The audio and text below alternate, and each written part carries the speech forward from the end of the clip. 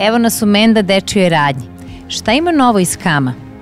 Iz Kama je najnovije sada kod nas u ponudi kombi tris kolica, to jest imamo nove kolore, to su bordo, tamno-zeleni, žuti, koji su zaista povoljni, a za tu cenu dobija se nosiljka, auto sedište, torba i kolica za, da kažem, za starije dete.